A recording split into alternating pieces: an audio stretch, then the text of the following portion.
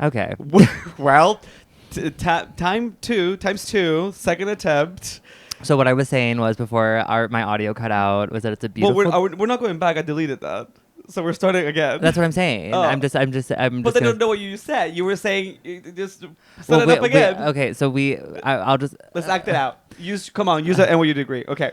My sound went out, and so then we're starting from the very beginning now. But we already recorded like 30 seconds. But of we're this. reenacting the 30 seconds. Go. Okay, so it's a beautiful day outside. It's like practically No, summer. that's what you said. That's what I said. You said, girl, it's beautiful. It's a beautiful day outside. Let's celebrate that. Oh, okay. Because you said it, because we were setting it up for bad. But Sure. And so then anyway, and- rent, whatever. Whatever. And then my lease renewal we got today. We're supposed to resign. Oh my god, she gave us 2 weeks. I was like, girl, you're supposed to give us like a full 90 days, but whatever.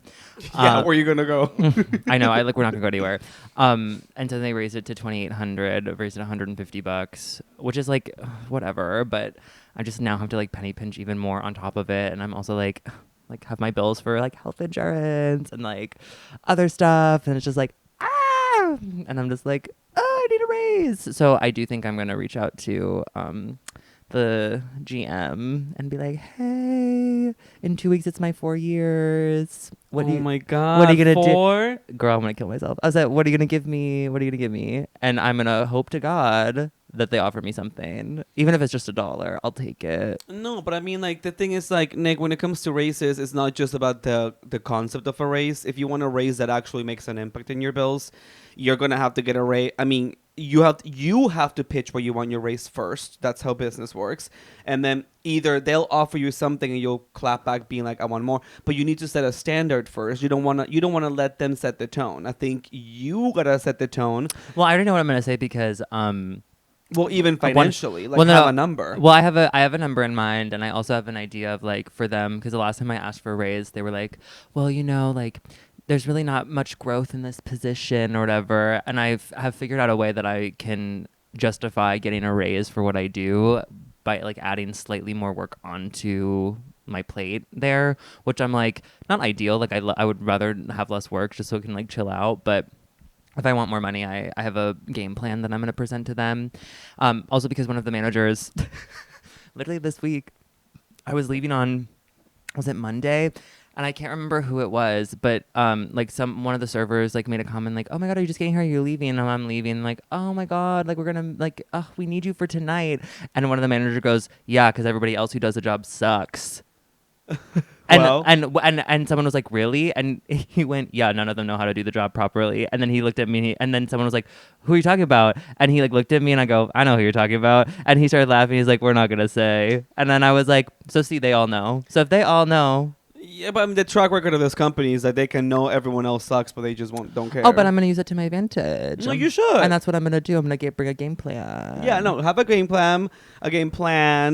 No, and then, like keep your expectations low, but, your hopes high to see if they want to give you something. But, And then worst case scenario, I'll be like, girl, like, give me a different position than in this restaurant. Like, if you can't give me more money for this, like, move me somewhere else.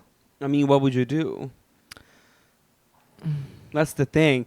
And I mean, not for nothing, but like in a sense, you do have the ideal job because like you work kind of 50% of the time, and then the other 50% is just like watch a show, work on your script, like do things that are like. No, it's nice. It's nice, but if like it gets to the point like where a good gig. If I get to the point where I need more money, I will work. I will work. Yeah, unfortunate as it is, but I think also now.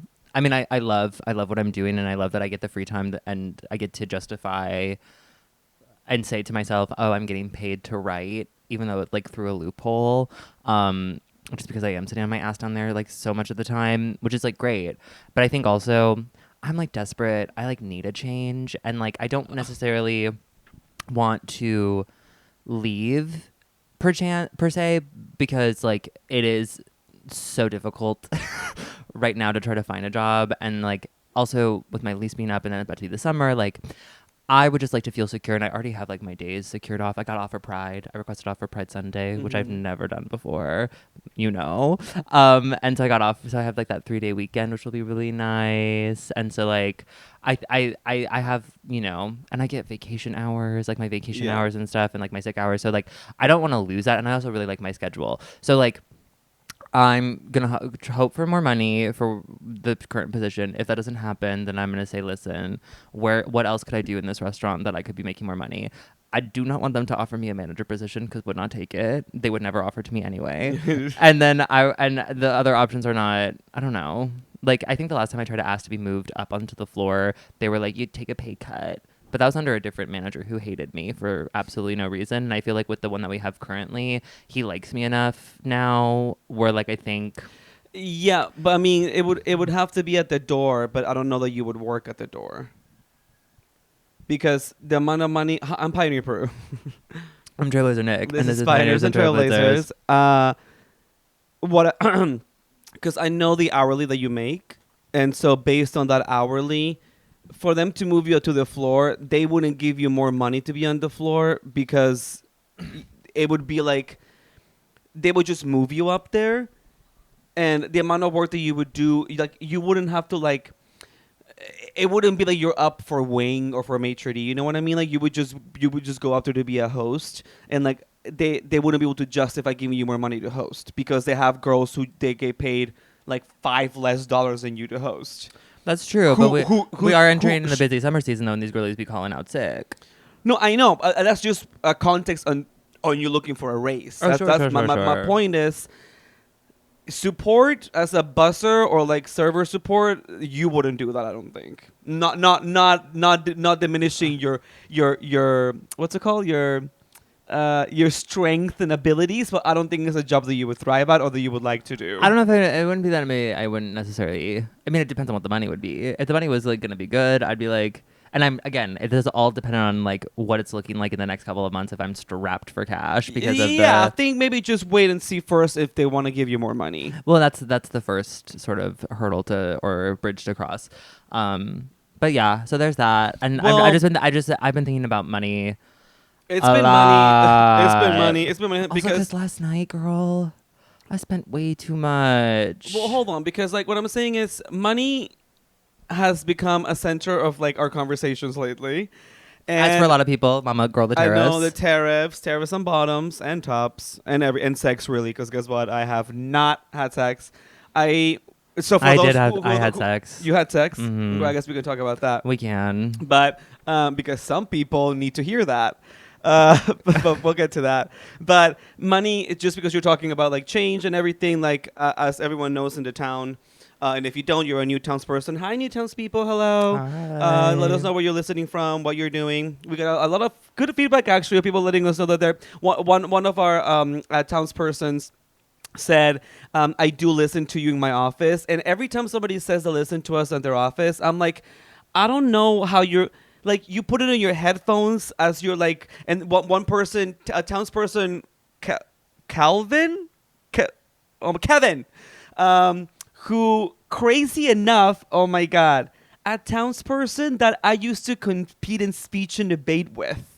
Wait, work. This townsperson is a legal brief, like analyst or whatnot. I'm sorry, I should have. I've been a mess, girl. I did did screenshot it, but it's somewhere in there. But they're from Texas, and they're like, oh yeah, do listen to the girls, while I'm like doing my like legal like data whatever thing working. I'm like, I could not focus with like our voices in my ear holes while I'm working. I could not focus. I do that when I'm editing. I'm listening to it and I'm at work and I'm typing up emails and I'm like responding to people like whatever. I could not. I'm not that kind of girl that can focus on if there's people talking in my ear, I can't focus on like reading or typing something out. If it's music, I can, but not if it's like an audio thing. Anyway, I recently started a new job finally, full swing now. It went from like, I don't know if you'll remember from a few episodes ago, but like I was desperately trying to get in this place, cut to almost 2 months later, got into the place. But then I got into the place and then they literally said, oh, okay, let's have you trained 74 hours in like 3 days. And I was like, okay, like I really need to work, so that's fine. Girl, talk about like, again, because you're making me think of this, because you're saying like, what kind of work could I do? Could I add more workload, like for more money? I'm transitioning to going back to serving, which I know inherently is going to be something that's going to give me more money. The idea behind this, when I left our your current, my former place establishment of work was, ooh, I want to make more money as a server, and then I'm gonna be able to like work less, and I'm gonna be able to like work on my art, which is obviously the end goal with serving. But this training has been so exhausting, and I've done doubles, which I haven't done in a while, which is also not even part of my availability. But I was like, fuck, like I need to train, so like I can't tell them like I can't, honey.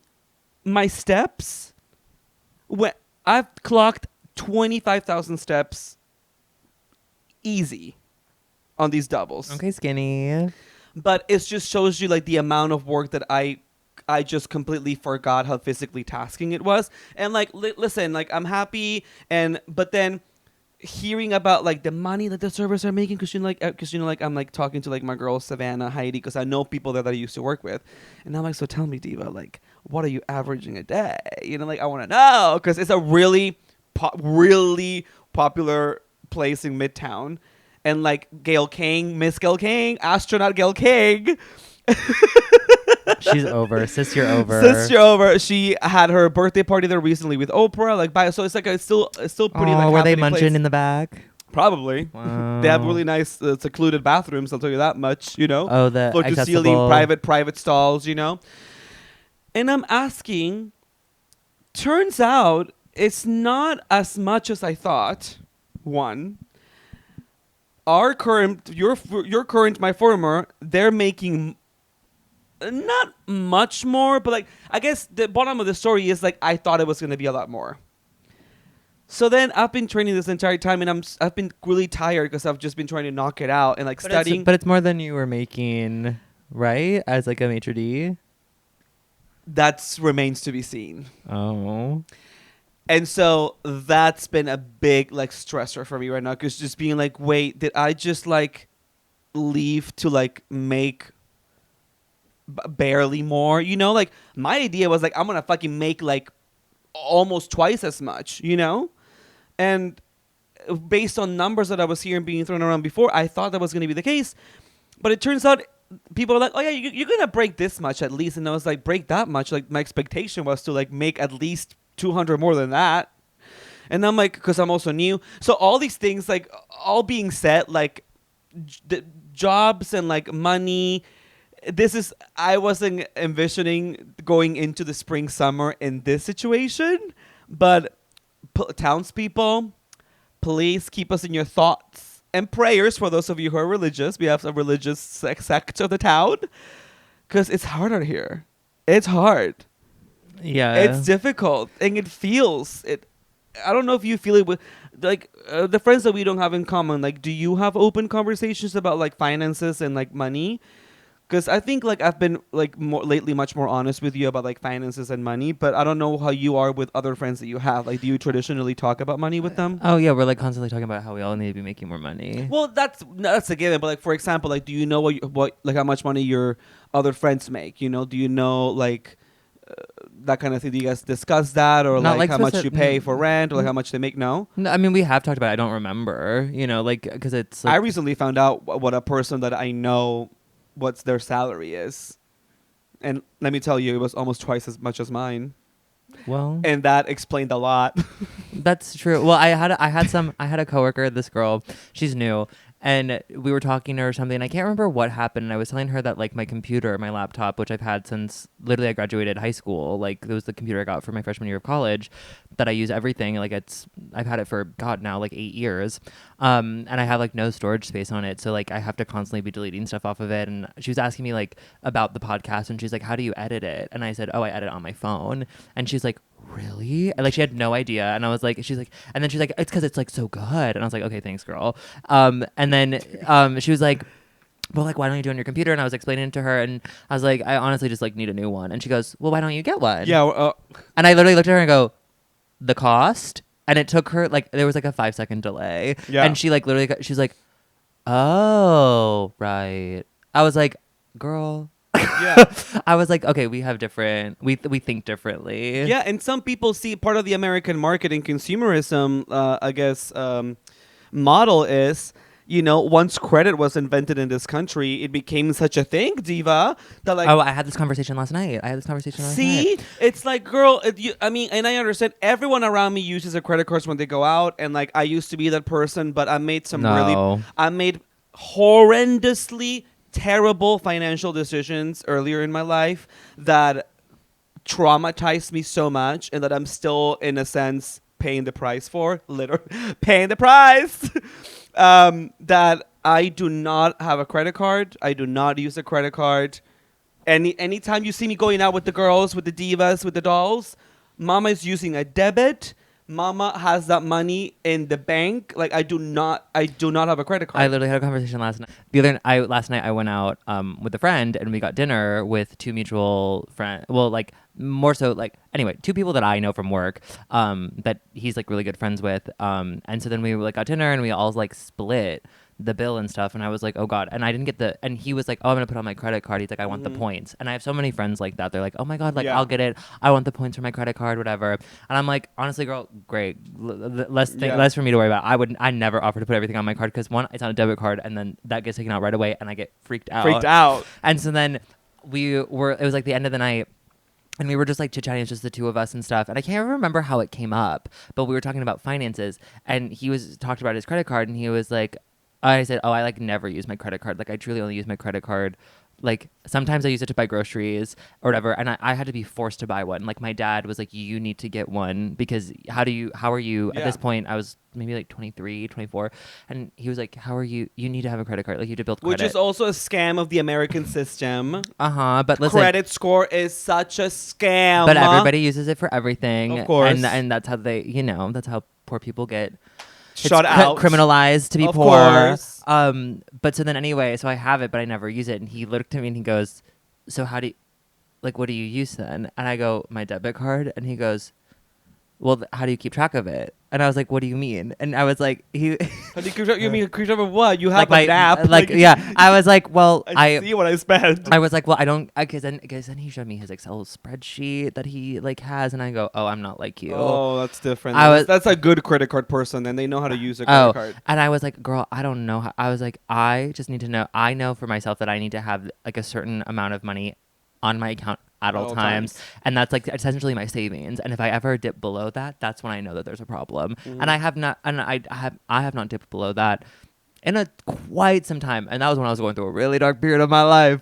but so it's like fine. He goes, oh, that's not good.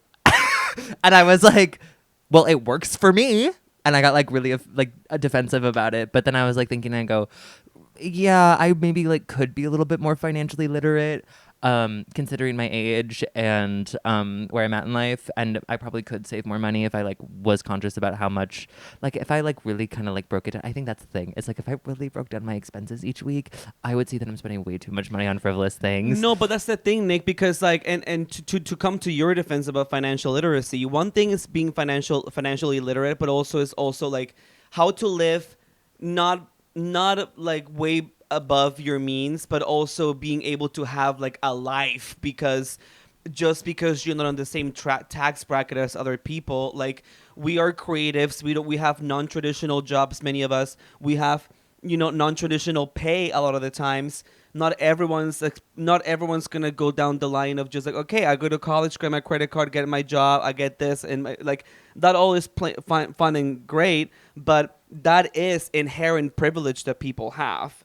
Like not everyone has the privilege to like have been brought up in a household even that was financially literate, Sure. or a household that like was mindful about finances, or a household that had cash flow, like.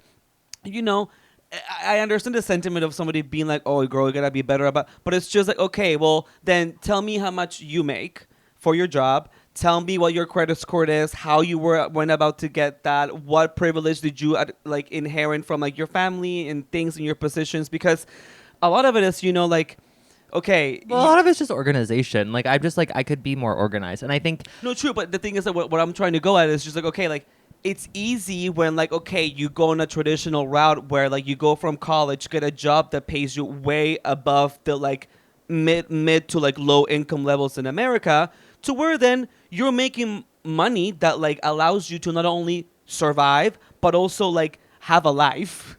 And then also allows you the luxuries of being able to like plan finances and like have a credit card and like go on a trip to like Ibiza and like earn your points and then like be able to pay it back in an appropriate amount of time and like have the luxury and privilege to learn all of those things without the pressure of having to just survive. And be like, right now, I can't really be worrying about building my credit score by going on a trip because I just really have to pay my rent, my bills, and my groceries. Like, Well, yeah, and I think, and that's the thing. But even with that, for like survival mode, I could be more organized with that. right? Like- I guess within our like tax bracket. Yeah, Within, like I could still, like I still am like, oh, I could be better. Like and that's like thoughts that I've had personally. Like I think it's just like an echoing of what I've already been thinking. And like, granted, I'm just lazy, and also I think a little bit don't want to see how much I'm spending on certain things because I fear that I'm gonna have to give up some stuff just because. Well, I know you. You're not frivolous. I'm frivolous. No, but like I spend. The only thing you're frivolous about, or like, not even frivolous, only thing that you like to indulge in is just like your treats. Your Well, and gummies. that's what I'm saying. Like, You know? if I really broke down how much I spend on that, Yeah, but girl, you gotta live a little. If that's your one thing that you like But I treat do it, yourself but I do it, with, like, every day. that's different. Like when you were telling me how often you were buying them, I was like, okay, well, maybe you can. Just well, I mean, I get coffee make them- before work every day. Well, that's those are yours. Oh, those are just. You should cut back on those for your health, diva. Like you're like you're 7 muffins and like 7 large freaking like whatever a week. It's okay. First of all, it's 1 muffin a day. Okay, for And 5 not days even a week. okay, it's 5 muffins 5 a muffins, week. and sometimes that's just not even a treat. And then on Sundays and Mondays, I get a little hash brown because it's the morning. But listen, Treat yourself, girl. I know, but then I think then I once I know how much I'd be, once I know for like How much you could be saving? how much I could be saving, then I would then immediately stop doing that, which is just because I would feel like, why am I doing this? Which is Yeah. like great, like that means I'm growing up, like congratulations. So I know like that's where it's heading, and I think I'm just like trying to cling on to my youth as long as I can. Like, let me be young, let You me wanna just be tell me? frivolous, let me just buy my muffin, YOLO, bling ring. So, because I do spend a lot. Like I think like I spend. It's actually quite crazy. But I think now even with like my rent increase, like so last night we went out to dinner, and it was like this really cute place. It was called See as in Charlie. Have you heard of it? It's in the Lower East Village. Mhm, yeah. That was my second choice for my birthday dinner. We really? ended up going to Budokan because I was like, let's go be like silly city girls and just go to like a cute place. But it's small C's for Charlie. It's like a take on Korean food, like chicken and chicken. There's like the one popular chicken dish, The popcorn chicken. the popcorn chicken, which I'm sure you loved. Oh, it was delish. But we ordered like family style or whatever and whatnot. But then we each like got a drink, and then all of a sudden someone was like, actually, let's get a bottle of sake for the table. And then you were like, "Oh." and I was like, that's a $70 bottle. Like, what? Yeah. And so then I was like, what am I? Because then when the bill came out, I didn't even get to see it because it was grabbed by the person who wanted the points and was like, I got it. And so then I was like, oh God. And then I waited and then he was like, I'll Venmo request everybody, like whatever. And we were all like, okay. And then I didn't get the Venmo request until this morning, and I saw it and I went, ah. But see, and I think that townspeople will actually. Oh, what an interesting topic! I can't believe we haven't really touched on this topic before. But did you ever see? Well, because I did watch the show Friends, and one of the reasons why I did watch the show Friends from like beginning to end was because when I first moved to the U.S., I start crying now. See, listen, I might cry again today. But when I first moved to the U.S., my sister Leslie was already living in West Texas, and she was living in an apartment complex. Think about like bad apartment complex. We were there, and it was me and my mom. We had just barely arrived, and like we were new to the country. And I can speak on this because I'm not ashamed of my American story, and like I'm not gonna get in trouble for it. But like we came on a tourist visa to visit my sister, and then life took a turn, and we had to stay. But we came. And so my sister, she was like, okay, well, I'm here at this apartment with my roommate / friend who she knew from my mom's other friend. Anyway, the Peruvian connection, the Peruvian mafia, a title of the Peruvian mafia. And Maybe we don't title that. We don't want to have the Peruvian mafia. I mean, what? There's no Peruvian mafia, girl. The mafia's not going to come out for me. Girl, this government don't know that. They'll be coming. Oh my They'll be God. coming. No, but there's like songs called Mafia. There's like people love The Sopranos now. People, Girl, but you never know. they're like Under this fascist the regime. really young Gen Z is just discovering like The Sopranos, which is a great show. They're all for it, all for Carmela. Long live Carmela. Well, those are white people. You know what? Those are white gang members. Well, Italians. There's heritage there. White. But yeah, no, but it's a great show still. I've never seen it. Oh, and I think as a writer, you would appreciate this. The story His son Michael Yeah. lived in the same dorm as me my freshman year of college. We did laundry in the laundry room together a couple of times. Never spoke a word to each other. But then he came to the restaurant on Monday with Ben Stiller. Oh, they must be working on something. Uh-huh. Miss Ben is going to our place A lot lately. And Yeah. then when we were all looking at the window, I was like, God, he's so hot. And some of the girls were like, he looks like a grandpa. And I was like, yeah, and I'm sorry, just you wouldn't my fuck? type. And you wouldn't fuck? I was like, great, more for me then. Yes. I was like, damn. But anyway, these so- bitches are strict. But anyway, so it was me, my sister, my mom in one room, and then her friend in the other room who wouldn't mind us just being there until we could find a place. Mhm. So her roommate, my mom and my sister, and honestly, like I don't even know. Looking back, what I thought was just me being left alone in the apartment was like probably my mom like out trying to find some kind of under the table job and like my sister going to school. But I was just like, wee, like I'm in the apartment alone. Wow. And I would just go. And then her roommate had like the entire like Blu-ray collection of Friends because apparently she was a huge fan. And at this time, I was trying to like learn English as fast as possible. I knew English from my school education in Peru, but I wanted to be as fluent as possible. So I started watching Friends from season 1. Diva, I got hooked.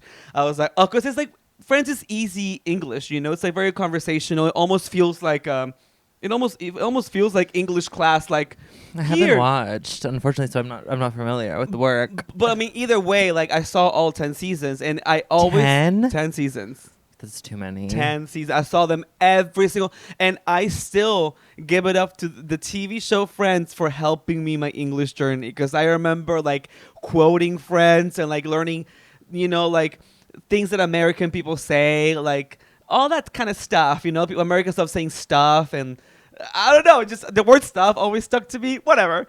In one episode, the premise is. It's 6 of them, right? And they all were trying to make plans for the weekend.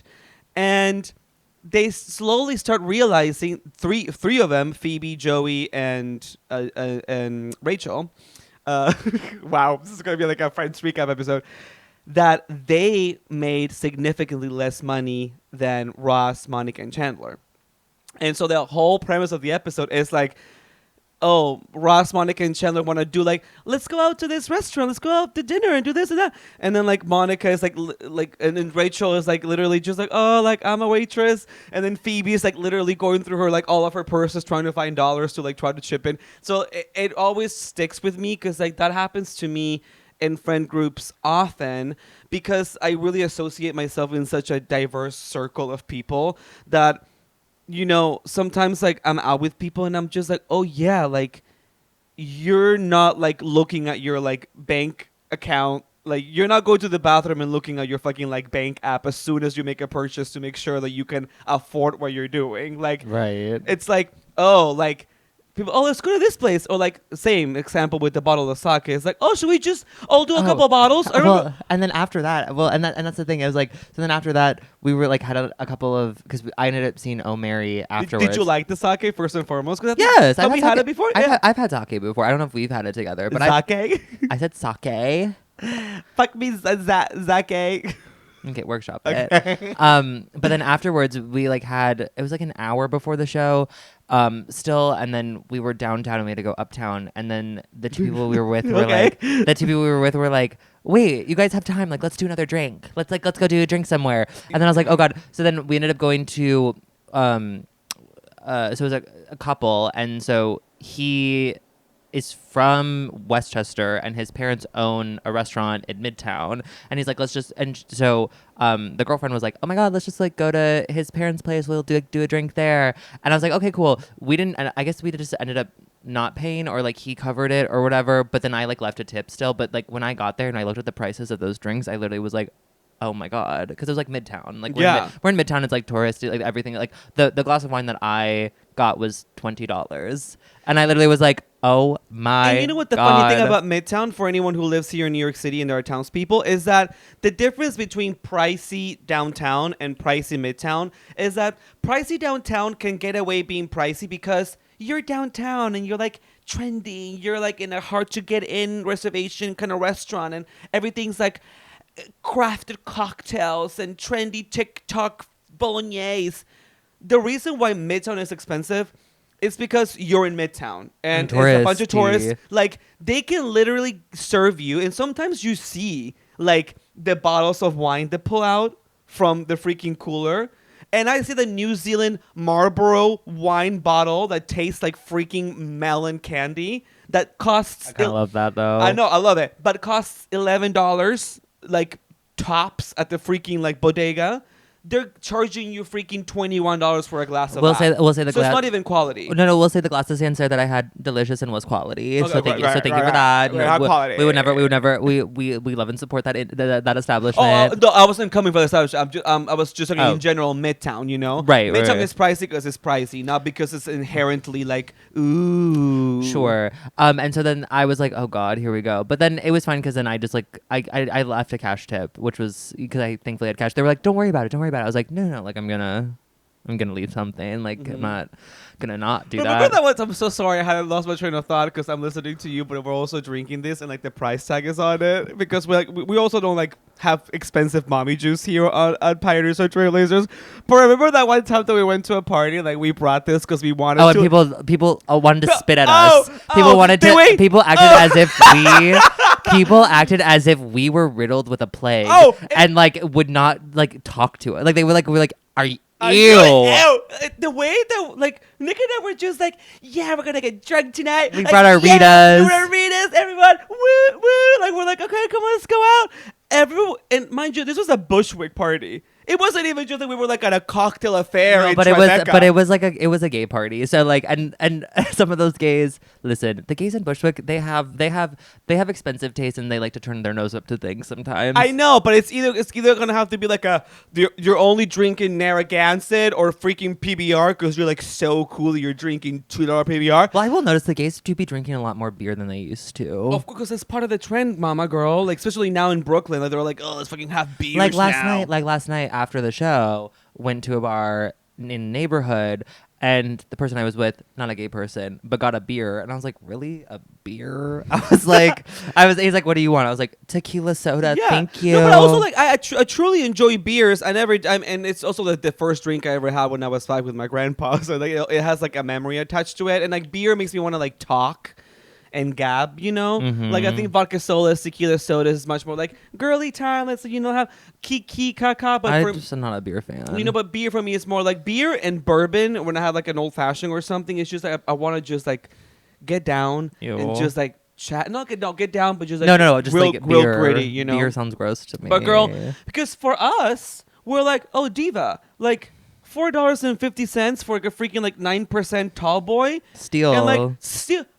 For Nick, 1.5 of those, she's half in the bag. Oh, I'm blackout. Oh, she's doing poppers in the dance floor, and for me, it's like a good buzz. So it's like You're like for me, I don't really feel anything. No, for me, it's like a cheap, easy buzz. And we showed up, girl, and it was just like what can I believe?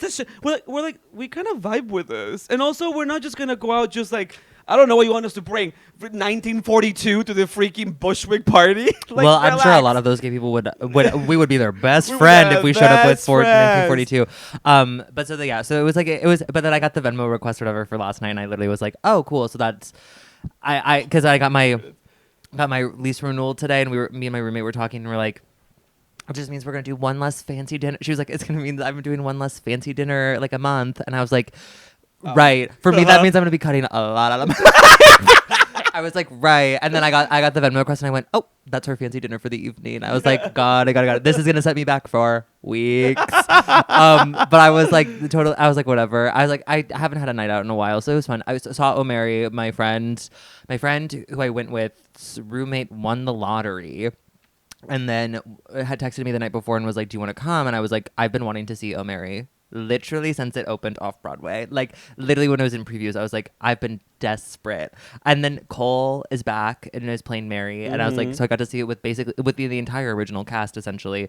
Because then Conrad Ricamora also got nominated for a Tony. And it was like, is the day of the Tony nominations. So like it was this packed house and the seats were good. And just the energy in that theater last night was crazy, and I loved it. I thought it was so fun. I was so glad that I saw it. Everybody in the theater was busting down laughing. It was just like just so silly, so fun. And then wait, where I had a and then something.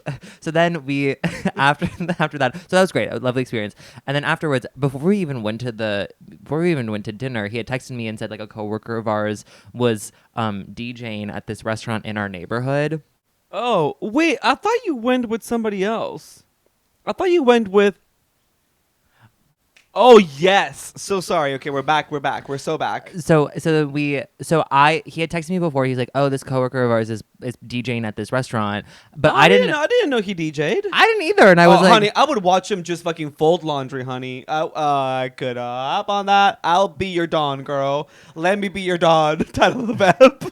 Okay, good for you. I don't feel the same. He's lovely, but not for me. Let me be your Dawn trademark. But so he texted me. He's like, "Oh, he's playing at this place." I did not recognize the name of the place that he said, and so I didn't realize it was in our neighborhood. And so like when we left the theater, let me be your gain. I don't know. What does that mean? I just said I would watch you fold laundry. Laundry detergent. Detergent Dawn gain. Wake up, Pearl. It's good. Mm-hmm. Maybe we workshop it a couple. No, it's good. You have to admit it. Come on. It's clever. I'm talking about laundry. Right, yes. Gain is a laundry thing. Dawn is Comment down below. Comment down below. Down below. It's good. Wait, should we have to vote for an title of the ep? Well, how would that work? We would need to have a title when we post it. No, we're just going to put untitled. The title would be like, you have to vote for the title. We'll discuss. Wait. But so then anyway. Okay. So then we... After the show, he was like, "Oh, maybe if we're feeling it, we can go do this thing at this bar afterwards." And I was like, "Yeah." And then the show's done, and I was drunk because like I did a glass of wine at the restaurant. We did a whole bottle of sake between the four of us, so I had like maybe 2 glasses of sake, and then I did a second glass of wine at the next location that we went to before the show. So I was like already a little bit buzzed. And so then when the show's over, he was like, "Okay, like what train do we have to take to go back?" And I was like, "Oh yeah, like let's go to 42nd Street." So we get on the train and we get all the way to our stop and we're like, whatever.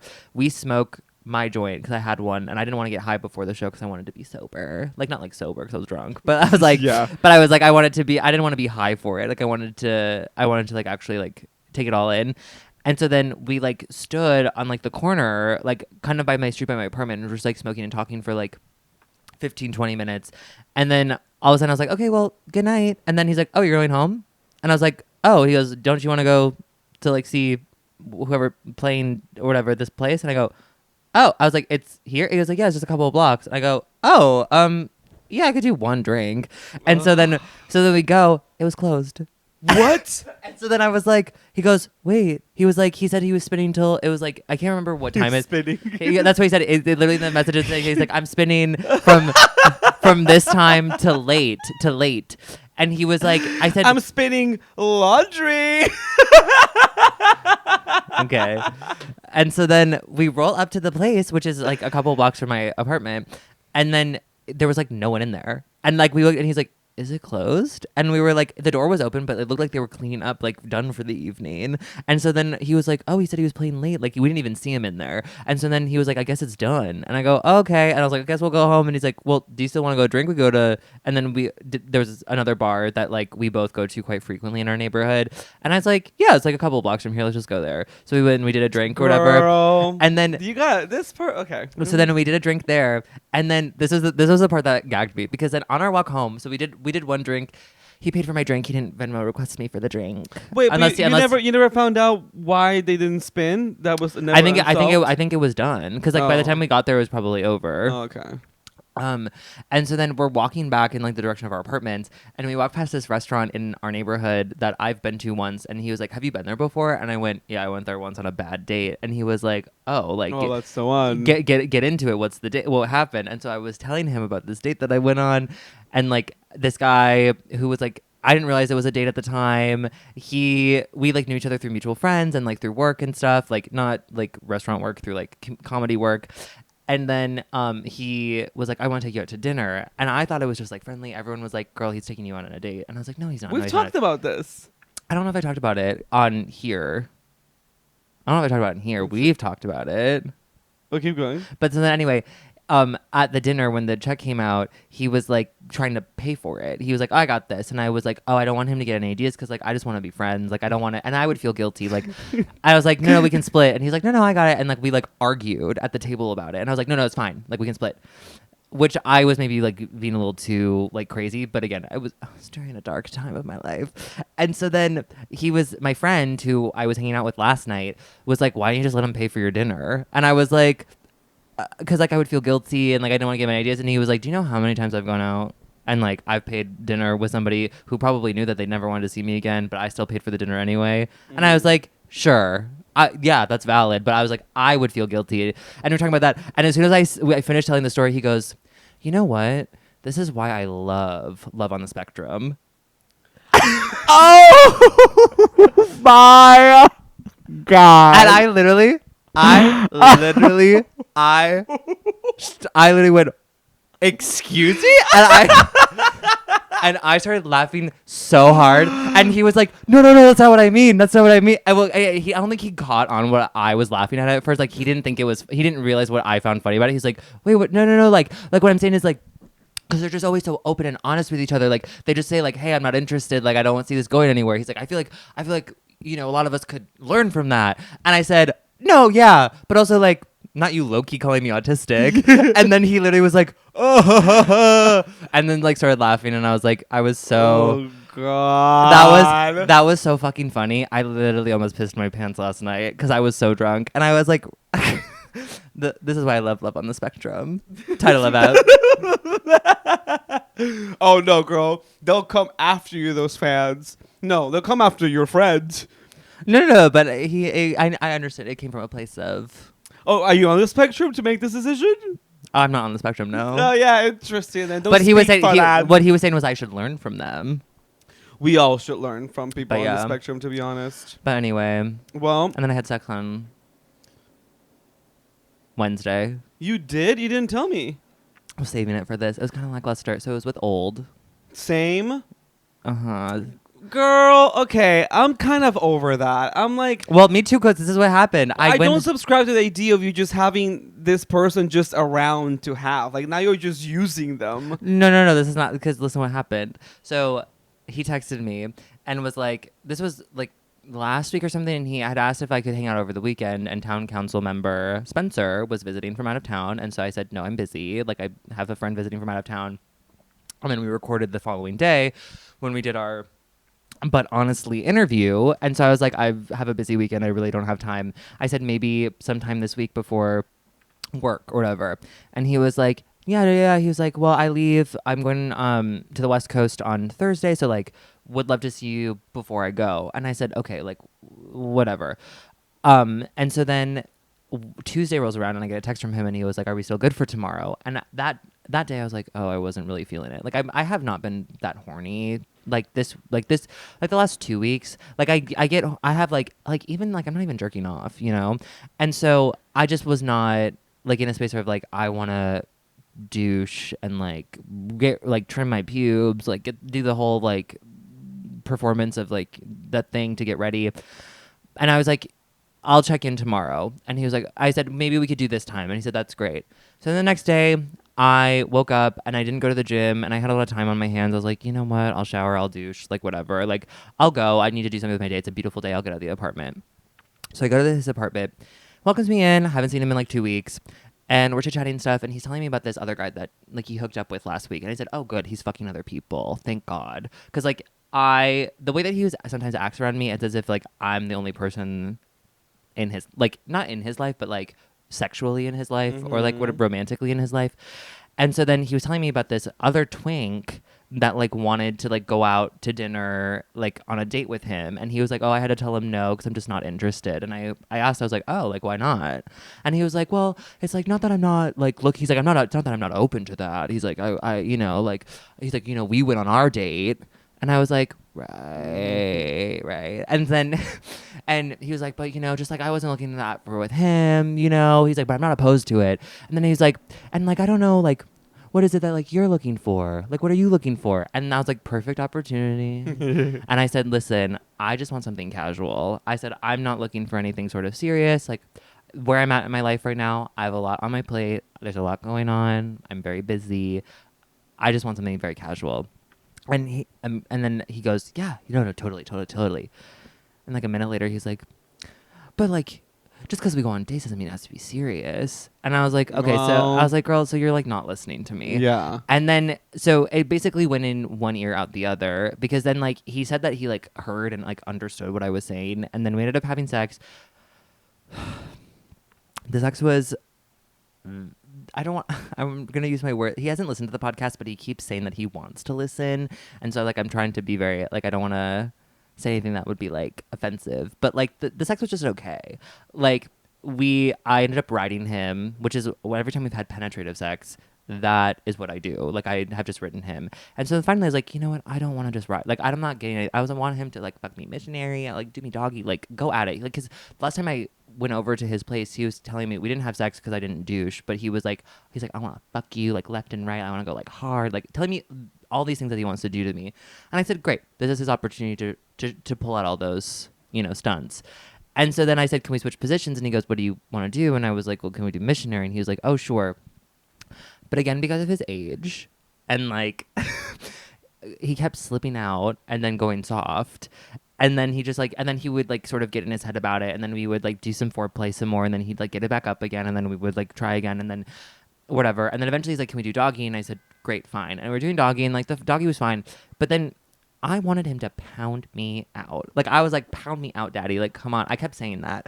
And then he would be like, yeah. But then like because of his age and I think because of his energy levels and, you know, bones are creaky, he would go like, he'd like lift himself up to like pound and like slam and be like, and then he'd just kind of sit there for a second. And then he'd do that again and go. So it's not like a constant like. No, yeah, he's like making sure either he doesn't come or he stays hard. It was a focusing that he stays hard sort of situation. Because then even in doggy, he would slip out. And so then I'd be like, okay. And then eventually, like, I had to go because I had to go to work. And so, because before I even left, he had texted me. And because I said 1:30 or 2, I'll come over. And then he had texted me. He's like, we'll try to come early so we have more time. And I was like, girl, I'll get there when I get there. And I ended up getting there late because the train got stuck underground. So I got there like maybe like 10 after 2 or something. So we had like 40, like essentially an hour. And so then by the time that like we took a break because he had gone soft, like we couldn't keep going. I like checked the time and it was time for me to leave. And he was like, oh, I wish we had more time. And I was like, whatever. But throughout that whole process, he brought up again me going with him to Fire Island. He was like, so do you want to come with me to Fire Island? And I said, I told you I'm gone. Like I'm gonna be gone that week. And because I have a friend who's getting married. And he was like, right. And then he was like, well, if you ever want to go on a trip, just say and we'll go. And I was like, that's very sweet. Very, very generous of you to offer. But again, I want something casual. And so I don't think he was listening to me, which sort of rubbed me the wrong way. Because I'm like, I already told you what I am looking for, what I want. And like you're actively like ignoring that, you know? Well, yeah, but then I feel like that's been where this is. I guess this is the end of the road. Right, because I think before then, like, I wasn't very clear. Like, I was trying to allude that I especially with, like, my behavior. And so I think this week when I said to him, I just want to be casual and, like, just was like, let me just be flat out and just tell him what I want. And then he didn't really, wasn't super, like, said he was receptive and he heard me. But this is, like, a thing that I'm learning about with men. I have been interacting with men a lot recently who are maybe like interested in me like sexually, who like don't first of all pay attention to what it is that I say. Like I'll tell them things and it's like they are only interested in me for sex, you know, like they don't care about like what's going on in my life. They're not paying attention to like the things that I'm saying. Like like I'm constantly having to remind them of things that I've already told them or whatever. And so I'm like, okay, so like you tell me that you're so interested in me, but also like you're not paying attention to the things that I'm telling you. So like how interested in me are you? Like I think you're just projecting this idea onto me because you find me Yeah. very attractive and like you want to have sex with me and you think that we have good intimacy, which is like great, but then that's only casual. You know, like why are you trying to build upon that more? Because like again, you're not paying attention or listening to me as a person. Like you in your mind, you're sort of filtering it through this idea of like, oh, we're gonna fuck later. Yeah. Which subsequently leads me to what I want to talk about. And Nick knows what I want to talk about, but actually this could be a good segue because it tags along to the idea of like how you're being perceived, and you're saying like I want someone who can listen to me, like I want to engage with somebody who's not just seeing me through this one filter And of someone who's gonna ask one me thing. questions about Someone's myself. gonna ask me questions about myself, but also I guess the bottom line is just like whereas clearly he's not someone that you're interested in pursuing, but Romantically, I Romantically, I enjoy you the enjoy the casual casual. sex of it all, and like it's nice for what it is. I think it's just like I would love to leave it at this place. I don't think I want to see it going any further. Versus like I think he wants it to, even though right, but then like you need to understand that that's where it ends. Like Yeah. you can't like you would be doing him, you would be the bad person from now on, continuing on just having sex with him when you know he can't do that. yeah. Like you've already been clear about what your intentions. This person's not seeing you that way. They're seeing you the way they want to see you, and they're was like you said, it's going one ear out the other. So they're not there. It's almost like they're not even there for you. Like it's just that they're trying to fulfill this kind of like thing that you fit in. The fantasy mama. So it's just like, oh, okay, so you're not listening to what I'm saying, Mhm. and you're just getting what you want out of this. And if you're not getting what you want, then you just continue like to prod me about it, like that. Listen, I want to talk about this. And well, what time is it? Oh, I guess it's about that time because we're gonna be wrapping up soon. About damn time. In a minute, I'm gonna meet a Okay, Lizzo. Okay, Lizzo, apologist. New song that she released. Have never heard it. She was trying to make a new song. I saw a but- video. Well, this is I just pin in real quick.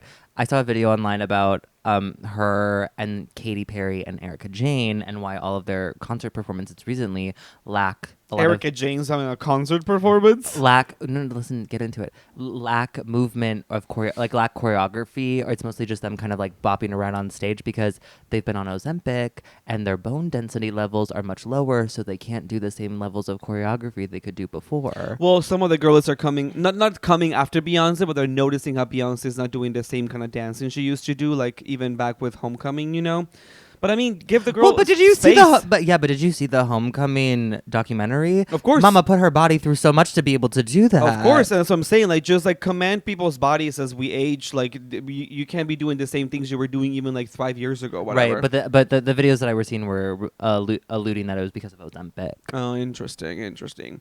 Well, anyway, so I am here to address something that occurred last week, and I want to talk about it. And I already had a pre-conversation with Nick about this because heads up, townspeople. Just a quick warning. The episode. I mean, we're wrapping up the episode, but like it is going to take a turn. Not bad turn, but it might not be fun, giggly for like. And what I was going to do, because I told you I wanted to do something, I was like, I'm going to set a timer, and I want to set a timer for 5 minutes. And I'm going to allow myself to have those 5 minutes be me airing this grievance I have. So I can give myself the space to let myself out in what I want to say in those 5 minutes. And then kill it there. Whatever commentary comes after that, we can, go from it. I just want to have those 5 minutes to just like air out what my feelings are about this because it really pissed me off. Okay? So are you here with me, sister? Are we checked in? I'm having a check-in with my sister, Nick. Girl, we're here. Okay, we're here. We're here. We talk with Shangela. No, the reboot with Sasha Velour.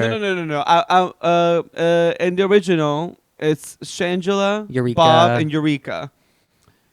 Well, I guess who's personality-wise more Eureka, more Bob?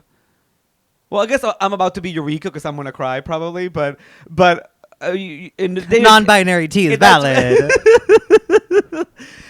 So last week on the town council assembly, we released an episode On our Patreon. on our Patreon. If you're a townsperson, we do have a Patreon in which we have like extended length episodes, typically between 30 to 1 hour extra every week. If you want to participate, typically it's just like banter in our lives and more things that we're doing, which again ties along to what Nick is saying. I think people have expected already, and thankfully so. People have been really interested in us and our sexcapades. We were just on But Honestly podcast. Shout out. Thank you. You should listen to the episode. We posted about it. Shout out Dr. Carlton and D'Angelo. So sweet. They're amazing. We really had a good time. Felt so welcomed. And what the perception is from the outside in too is that like, wow, you two are so open about your like sex experiences and like your sex ventures and everything. And that has been inherently a big part of what this podcast is. And wouldn't you say so? Like, that's been what people have been attracted to, how unfiltered we are, how raw we are, how bareback we are about our conversations when it comes to sexuality, sex positiveness, and just sex in the city. LOL. And so, as people have gotten to know us, we do talk about other stuff too. Like today, for example, we talked about finances, which was fun. And on the Patreon, we do tend to be a little bit more like, I guess, open about like things that are happening in our lives and whatever, which is so funny. As a quick tag along, I haven't even started my timer yet, but a quick tag along is that based on last week's episode, I think I will speak for myself. Me personally, I've started to notice that experiences I talk about that I have on my weekly life here have recently been come back to not clock me, but just to like. Basically, some of the people that we talk about on here in this podcast have found out we talk about them. This goes back with when Wicked Guy in season 1 found out I was talking about him. But Nick and I are very careful about not saying any names or no. The only people that know we talk about them is those people because they lived the experience with us.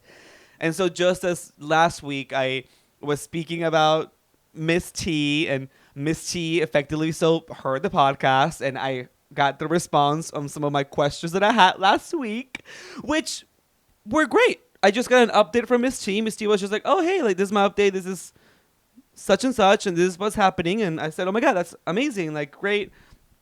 So happy that you're doing well. So I guess it's fair to say that this past week for me personally has been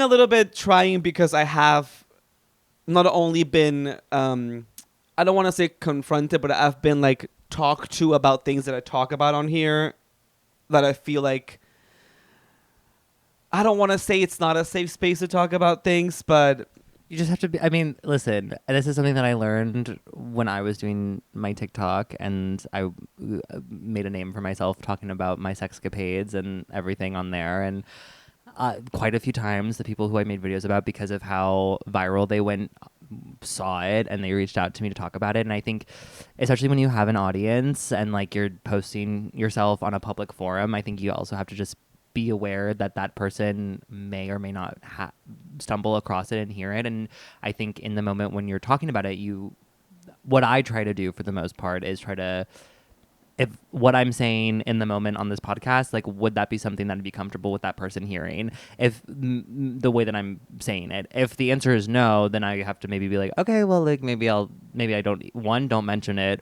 or save it for just the girls to talk with my friends. Like, there's a time and place for everything. And right. So I think as time goes on, it's important to remember, is this something that I want to say that is going to be public, that person has the opportunity to hear. If you're not comfortable with that person hearing what you have to say, then maybe don't say anything. Yeah. And that leads into this, because there really is a time and place for everything. And, when to say something, how to say something really, really is indicative of how, like, things are going to go down, I guess. And so we recorded an episode last week for the Town Council Assembly for the Patreon, in which out of nowhere, the conversation took a turn. And we, began, and I guess we don't need any trigger warners here in general, but like we did have a content warner on that video because we did talk about serious issues that pertained abuse. And so my sister Nick and I had a conversation, as we typically do, very open, very raw, and very just two girlies just talking about, and I think that townspeople also relate to that. It's just like, however many times, Nick, have we had a DM or a comment that says, this feels like I'm FaceTiming with my girlies? Like, we get that nonstop. And I think that's the magic of this, because whether we say something that's crazy or crazy, quote unquote, or just like silly or like out there, we're very much comfortable just being ourselves and talking about things as we would privately. And so we had a very honest conversation and a serious conversation in which I got really emotional and we talked about topics that are serious. And then we moved on, and then we finished the episode, and then we were done. And then we were done. I was like, oh my God. It's like, and in the middle of the conversation, which was alluded to, at one point I was like, oh my God, this is so good. Because I thought I was saying this is so good because we never really talk about stuff like that. And I just thought, wow, like, let's have the town council and the trust and believers watch us just have like a real conversation, which I think is what we had. Wouldn't you say? I think we had a real conversation. Mm-hmm. And so then this one person who's on the Patreon commented something that really bothered me. And the reason why it bothered me specifically was because this week I've had a really challenging week. I've had like a week of just like existential crisis, artistic crisis. I just think of a crisis, Mary's crisis. It was Marie's crisis central, honey. I was at the piano bar just singing tunes. That's what the crisis was. It's just been a really rough week for me. And so like from people just texting me about things I said on the podcast to like whatever, then to like go to see this comment about the comment said this. The comment said, it said, love you so much, but y'all are both out of your depth on this one, ... Can we stick to gay sex? Peru saying this is so good is ultimate delulu. All right. I felt, when I read that, and it was funny because about something else while I was at work. What was it, yesterday or the other day? I screenshotted something for you, and I was like, because when I receive something, I'm very reactive, and I immediately texted Nick about something, and Nick was just like, oh boy. And because when something catches me at the wrong time, like, it's over. It's like a coughing baby with a hydrogen bomb. It's over. Like it's like a Mentos going in a Diet Coke. When I'm fragile, it's too much, and so I just wanted to come on here and now I really will need to give myself a timer because I don't want to rant on this. So I'm putting one, yes, because we yeah mm-hmm, yeah we're using the time. I'm gonna put myself 5 minutes and then we'll wrap. That's all I want to discuss, and I really do want to have your input. If you want to have input or if you don't have input, that's fine. But I just want to say that I read that comment, and then from the account we responded, and then this person responded again saying like the response was basically our response was, if you don't like what we're talking about, feel free to just not listen, which is a fair response. I feel like it's fair to say if you're ever listening to an episode and you don't like what we're talking about, you could just not listen, which I think is an easy solution if you're like don't like something you're listening to. Mm-hmm. But then the person said, of course you would say that, and then quoting us saying all the time, send your feedback, let us know your thoughts. And then they said, just take the feedback from your loyal paying subs, Diva. Okay. So I'm just going to speak for myself, and I'm here speaking for myself and not Nick. I'm here speaking as an individual. Nick may or may not share my opinions. All I want to say is that I don't care if you're a paying subscriber or whoever you are in this town. I came on this podcast to create a community in which I would feel safe and happy talking about anything, whether that's sex related or not. So if we post a video talking about a serious issue in which you feel that Nick or Nick and I or just me or just Nick may be quote unquote out of depth about something, that's not giving feedback to me. To me, is if you want to send feedback, we have people sending us DMs being like, okay, divas, love y'all, but then like the sound on that one, like how sending us like constructive criticism on like, oh hey, like you were asking for more ideas for the bonus episodes, here's what you could do, a mukbang this, or like do this. To me, you as a person who clearly is invested in us so much so that you're willing to pay for it, you saying that you think we're out of depth and that we should stick to we should just stick to gay sex, it's not feedback. That is criticism that was unwarranted, unasked, wasn't asked for, and ultimately is diminutive and diminishing of what I'm here to do. Because the way this comment caught me this past week, it's like I am not just a stick figure here just to talk about sex. Like, I am a three-dimensional figure. In the same way in which Nick was talking about the story of this man, you need to hear me, and if you really want to know me and get to know me, I am more than just talking about sex. And so I'm not always going to be talking about sex. And the conversation that we had last week wasn't about sex. It was about something really serious, and I got emotional about it. And the fact that this person who seems to be invested in us as people clearly glazed over the fact that I was personally affected by the conversation and didn't care about my emotional well-being, but just decided to tell me I need to stick to talking about gay sex, then honestly, I don't need you to tell me that, and I don't need you listening. So feel free to do what you can. I'm very happy you're invested financially in hearing about my life and me and us entertaining you. But I am not here to be diminished to just being a person talking about gay sex, because I am more than that. And as a matter of fact, we made the Patreon to be able to talk about other things. So I just want to give that its space, because I believe that I'm entitled to talk about whatever I want in the platform that I so lovingly created with one of my closest friends. So I just want this person to understand that what you did, whether it was well-meaning or not, or like whether it was supposed to be something off the cuff or not, you need to understand that I am a real person. And, it's not like we're like Las Culturistas and like this is just one random comment somebody said.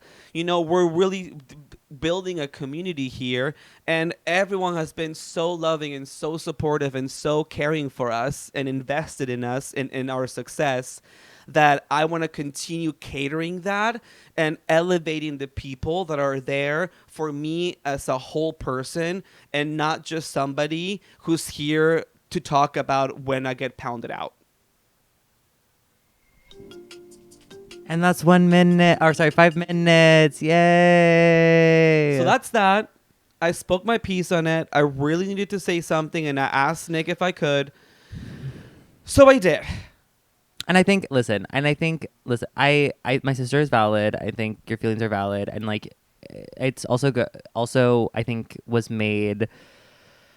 think you felt it much more because you have been having such a hard week. And so that on top of it is just like more fuel to the fire as well. And so like, I think there's it's nuance. There's a lot of things at play. And, I support my sister, and I love her, and I'm her biggest fan. Shut up. But it's true.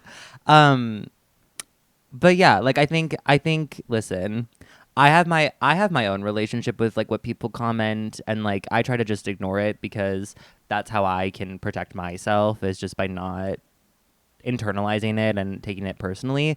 But that has taken me like a very long time to get to that place, because it's not like the easiest thing to get like a hate comment, and it's not necessarily that it's even like a hate comment. It's just like a comment of someone trying to, I think, maybe from their perspective, try to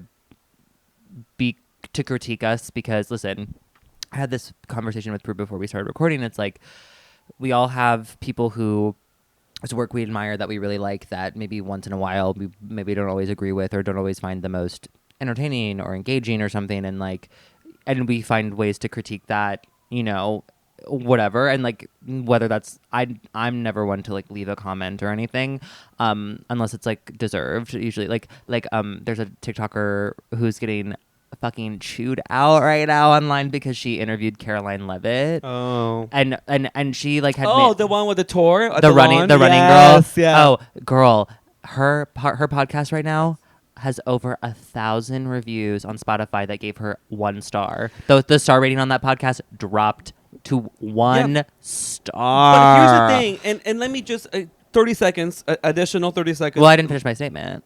Okay. But I don't remember what it was. No. I guess my addendum to what you were saying, which just highlights the number. Listen, I am.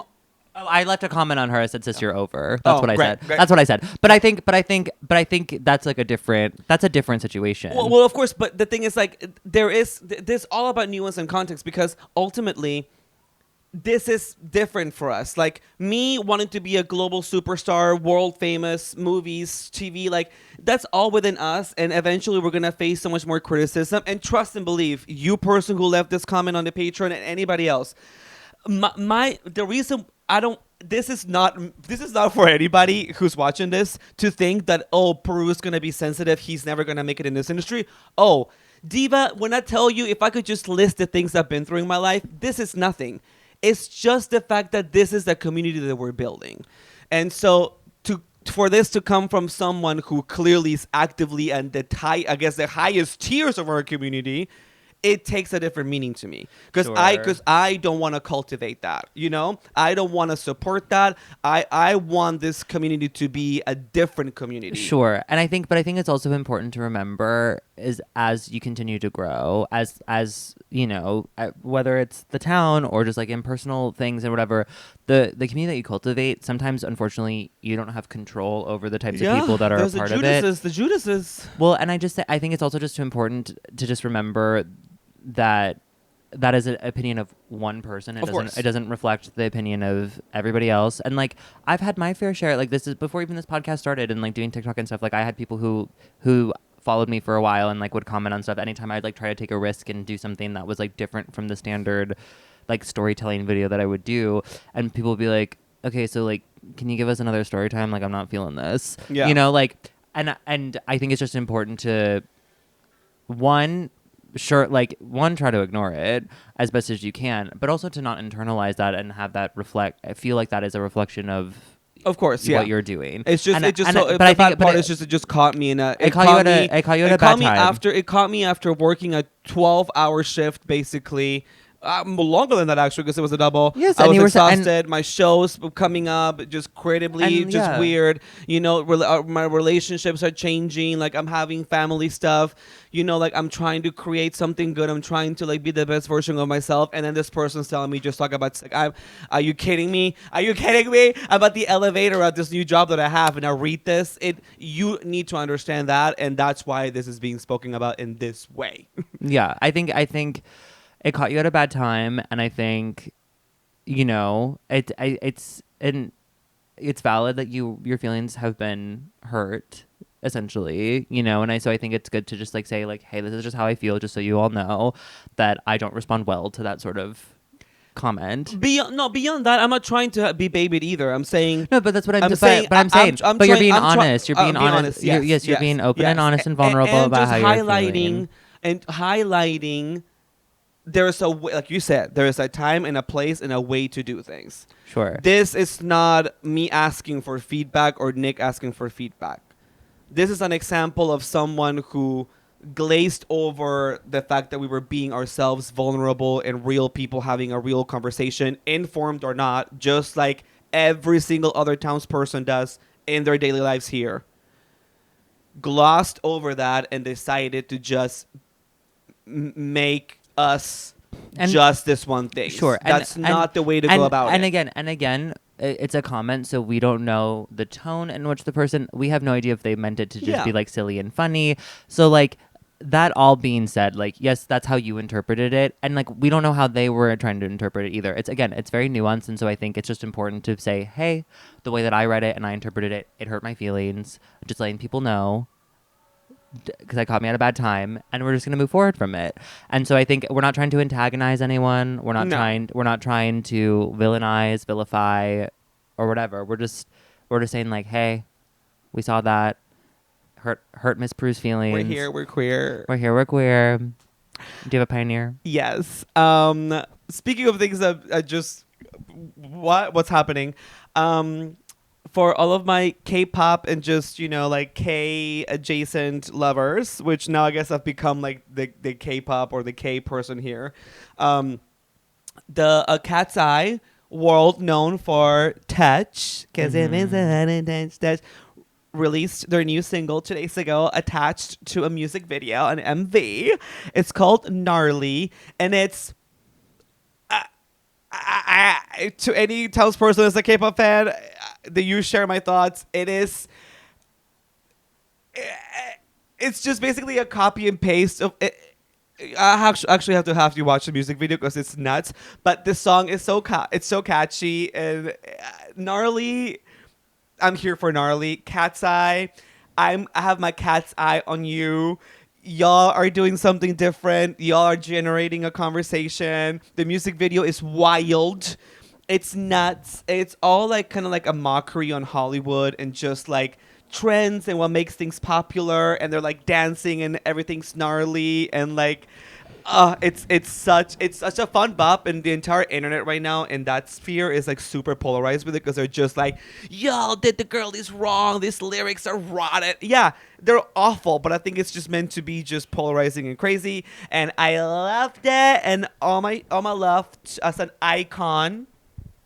All my love to my Cat's Eye girls for the newest release, Gnarly. My trailblazer for the week is gonna be Cola Scola. Yes, shout out Tony nominee, incredible. Mary literally laughed my ass off. I will say, when I watched it, I did notice like and I never do this. I took but I was sort of comparing because there were like slight similarities in some of the script to like my play that I wrote that like I submitted for the. Wait, really? I don't think so. Well, the thing is, I still have yet to receive the play version because I've read the pilot version, but not the play version. I sent you the play version. You've never played it. I did. Have you? And then you said that you weren't going to read it because you couldn't read it because you weren't in the right headspace. Did I? Mm-hmm. Okay, maybe I'm in a headspace now. Okay, well, but anyway, there were like, and it's nothing major. It's just like certain like I was like, oh. I mean, this takes place during the Civil War, and they're constantly talking about being at war, and it's about like gay stuff, like secret gay stuff. And I was like, oh my god, like my play set during like war and like secret gay stuff and like people in power and like, ugh. But I was like, but it's so different. But like at the very beginning, like the first scene of the first act, I was like, oh my god, is this play about us? I was like, fuck. But then it wasn't, and then it was so good, and I lived. It is a fun show. Very fun. I was laughing the whole time, and also just like, ugh, I want to fuck Conrad Ricamora so bad. Well, she a sister. Yeah, unfortunately. I think she's married, no? I don't think she's gay married. She's gay married. I don't think she's gay married. She gay. James Scully also too. Let's take me to Paris, girl. Well, James Scully is just like great.